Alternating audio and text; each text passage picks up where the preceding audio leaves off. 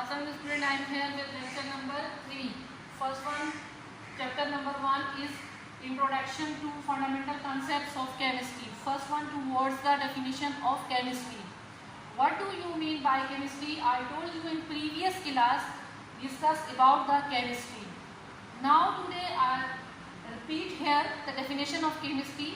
Define chemistry. Chemistry means structure, properties, composition of matter. ठीक है? What do you mean by matter? Matter means anything which occupies space, have some weight is called matter. यानी matter की जो composition है, structure है, properties है, उसको हम स्टडी करते हैं. किसके अंदर स्टडी करते हैं? केमिस्ट्री के हेड में स्टडी करते हैं. तो हम जब केमिस्ट्री के हेड में उसको स्टडी कर लेते हैं तो उसको हम कहते हैं, लेट्स सपोज हमारे पास एलिमेंट्स हैं. एलिमेंट्स को हम जब शो करते हैं तो उनके फुल नेम के इंस्टेड में उसका हम क्या शो करते हैं? उनके फुल नेम के बजाय हम उसके शॉर्टेड नेम शो करते हैं. उन शॉर्टेड नेम को हम कहते हैं that is called symbol.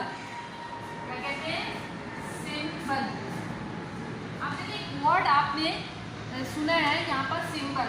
Symbol mean यानी instead of the full name to write a shorted name. ठीक है, यानी पूरा नाम हम नहीं लिखते हैं, उसकी जगह उसको रिप्रेजेंट करते हैं. जैसे बेरिलियम है तो बेरिलियम पूरा वर्ड के बजाय हम उसका सिंबल लिखेंगे BE. बिल्कुल सिमिलरली हमारे पास सेकंड मेंबर है बोरॉन. अब बोरॉन का फुल नेम नहीं लिखते, उसकी जगह लिखते हैं B. तो B is the shorted name instead of the full name. तो हम उसका जो सिंबल लिखते हैं इसको कहते हैं सिंबल. इसी तरह है बेरियम BA. देखिए तीनों three elements indicate the same symbol but only small changes are there. Beryllium E to represent by E and boron only symbol B. And next is the barium. Barium is right B capital and small a. Very vast difference between three elements are there. First one is the beryllium Be. Second is the boron only write B. And third is the barium only write Ba. तो ये हमारे पास जो symbol है हम easily understand कर सकते हैं कि इनको हम कैसे राइट कर रहे हैं. ठीक है, ये बात हमें क्लियर हो गई कि हम फंडामेंटल कॉन्सेप्ट्स ऑफ केमिस्ट्री में क्या कर रहे हैं कि फर्स्ट वन हमारे पास जो है, हम जो एलिमेंट्स को शो करते हैं instead of the full name हम उनके शॉर्टेड नाम लिखते हैं, उनको हम कहते हैं दैट इज कॉल्ड सिंबल. इसी तरह एक चीज़ एक टर्म और है आपके पास, वैलेंसी. यानी वैलेंसी किसे कहते हैं? वैलेंसी जो है, valency means combining power of an element. ठीक है, इज कॉल्ड वैलेंसी. और सेकंड डेफिनेशन उसकी है valence electron. How many valence electron in group first A and second A, third A, fourth A, fifth A, sixth A, seventh A, eighth A. तो if we talk about the group first A, अगर हम group first ए की बात करें तो उसमें कितने electron है? वैलेंस इलेक्ट्रॉन में 1 इलेक्ट्रॉन है. तो इट हैज वैलेंसी 1. सेकेंड में 2 valence electron, valency 2, valency 3, valency 4, valency 5. तो इट मीन्स के क्योंकि valence electron to share the combining power रखते हैं, यानी शेयर करेंगे इलेक्ट्रॉन्स को. जिनके पास इलेक्ट्रॉन की डेफिशिएंसी होगी और एक तरफ इलेक्ट्रॉन की एक्सेस होगी, तो दोनों आपस में कंबाइन करेंगे.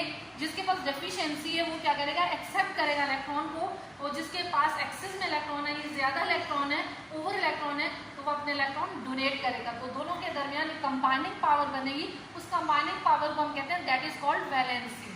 ठीक है, मैंने वैलेंसी और सिंबल आपको शॉर्ट एंड डेफिनेशन में फंडामेंटल कंसेप्ट में बता दिए. पहली चीज मैंने केमिस्ट्री बताई है. केमिस्ट्री की डेफिनेशन आपने कैसे राइट करनी है? Structure, composition and properties of the matter. ठीक है, is called chemistry.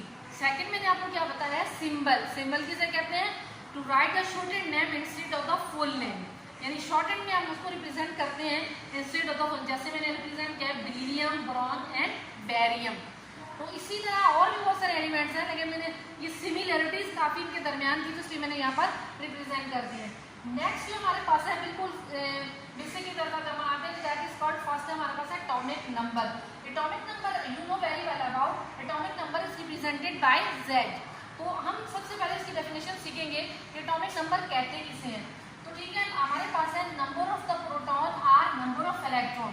You know very well about कि नंबर ऑफ प्रोटॉन कहाँ पर पाए जाते हैं. ठीक है, where is the place of number of proton. तो आपको पता है कि proton or neutron present in nucleus while electron is the around the nucleus. यानी हमारे पास जो प्रोटॉन और न्यूट्रॉन है वो तो न्यूक्लियस में होते हैं, और जो हमारे पास नंबर ऑफ इलेक्ट्रॉन है वो कहाँ होते हैं, वैलेंस शेल में होते हैं, न्यूक्लियस के बाहर। तो न्यूक्लियस में जो चीज़ पाई जाती है वो प्रोटॉन है, और सेकंड क्या है हमारे पास है, न्यूट्रॉन है।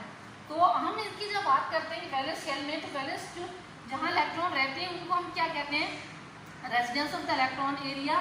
ठीक है, तो उसको हम कहते हैं दैट इज कॉल्ड शेल। तो आप जानते हैं, you know very well about the shell, कौन कौन से होते हैं, के एन एम एन। तो ये तीनों शेल्स को बहुत अच्छी तरह आप जानते हैं, के कौन से होते हैं, एल कौन से होते हैं, और एम कौन से होते हैं, एन। और के में मैक्सिमम नंबर ऑफ इलेक्ट्रॉन कितने आ सकते हैं, एल में कितने आ सकते हैं, एन में कितने आ सकते हैं, एन में कितने आ सकते हैं। सिर्फ इलेक्ट्रॉन जहाँ पाए जाते हैं उनकी जगह बता रही हूँ कि ये उनके खास यानी कि होम है, ऑर्बिटल्स हैं, मैन शेल है, इनको हम कहते हैं that is called K shell, L shell, M shell, N shell है। नेक्स्ट लेक्चर में ये बताऊंगी कि एल एम एन की क्या स्टोरी है, वो सारा डिस्क्राइब करूँगी। फिर बाद में से नंबर ऑफ प्रोटॉन कहाँ रहते हैं और नंबर ऑफ इलेक्ट्रॉन कहाँ रहते हैं।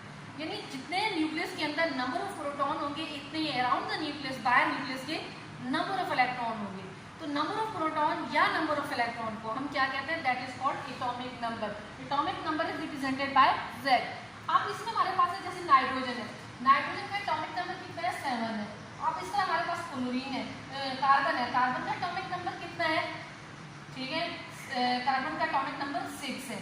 अगर मास नंबर की बात करेंगे तो फिर हम इस पे आ जाएंगे, मास नंबर पर। ठीक है, मास नंबर की बात नहीं करें, सिर्फ किसकी बात करें, एटॉमिक नंबर में। लिथियम का कितना है, 3 है, और सोडियम का कितना है, 23 है। तो ये सारे हमारे पास क्या है, एटॉमिक नंबर है जो मैंने अभी राइट किए हैं। इसी तरह अगर हम इनके एटॉमिक नंबर पर स्पेसिफिकली गौर करें तो ये हमारे पास कितनी है, 7 है। नाइट्रोजन में कितने इलेक्ट्रॉन हैं, ठीक है, इसके नंबर ऑफ प्रोटॉन भी 7 होंगे और नंबर ऑफ इलेक्ट्रॉन भी कितने होंगे, 7 होंगे। तो it is called atomic number. इसी तरह कार्बन की बात करें, कार्बन में नंबर ऑफ इलेक्ट्रॉन कितने होते हैं, नंबर ऑफ प्रोटॉन कितने होते हैं, तो 6। तो इसको हम क्या कहेंगे, that is called atomic number. Lithium में कितने होते हैं, 3।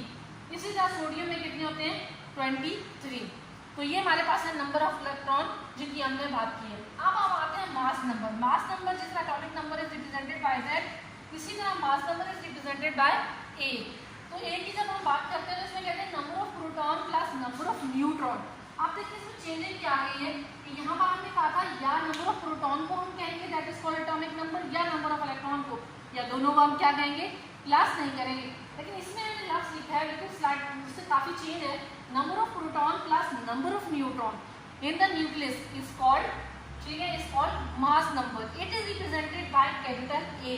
यानी मास नंबर अगर हमारे पास बराबर है तो हम क्या लिखेंगे, A जो हमने कितना निकाली है, A इक्वल टू, ठीक है, 6 + 6 कितने हो गए, 12। अब इसका भी मास नंबर कितना निकाली है, लिथियम का 7। तो A बराबर है हमारे पास किसकी हो गया, 7 की।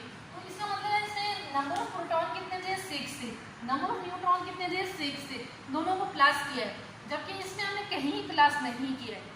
ठीक है, इसी तरह हमने नंबर ऑफ प्रोटॉन और number of neutron is called mass number. तो इस मास नंबर को भी हमने डिटरमिन कर दिया है with the help of the definition of mass number की। ठीक है, हमें ये दोनों चीज़ों का पता चल गया है, सिंबल किसे कहते हैं, वैलेंसी किसे कहते हैं, और हमारे पास एटॉमिक नंबर किसे कहते हैं और मास नंबर किसे कहते हैं। ठीक है, तो आपको की होम असाइनमेंट में आपको असाइन करती हूँ कि आप सबसे पहले इनको राइट डाउन कीजिएगा, ये लेक्चर को, ठीक है, लेक्चर नंबर 3 को हेजिटेज फॉर्म में आपने राइट करना है।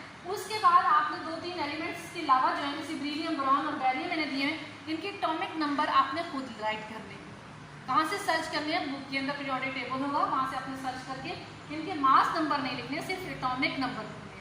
ठीक है, जब एटॉमिक नंबर लिख लें तो फिर इसमें राइट कर दीजिएगा कि एक्स्ट्रा जो वर्क आपको मिला है बेरिलियम, बोरॉन और बैरियम का एटॉमिक नंबर क्या है। यहाँ पे मैं लिख देती हूँ आपके पास, बेरिलियम का एटॉमिक नंबर कितना है आप खुद राइट करेंगे, कहाँ से कोई डिटरमिन नहीं कर सकता है। ठीक है, खुद फिक्स होते हैं कि जो एटॉमिक नंबर है, तो वो आप इसमें पीरियोडिक टेबल में देखेंगे। इसी तरह आप बोरॉन का भी लिखिएगा, उसका भी खुद लिखिएगा, और उसके बाद बैरियम का लिखिएगा और उसका भी खुद एटॉमिक नंबर लिखिएगा, जैसे मैंने लिखा है नाइट्रोजन का आप बेरिलियम का लिखिएगा, बोरॉन का लिखिएगा, बैरियम का लिखिएगा।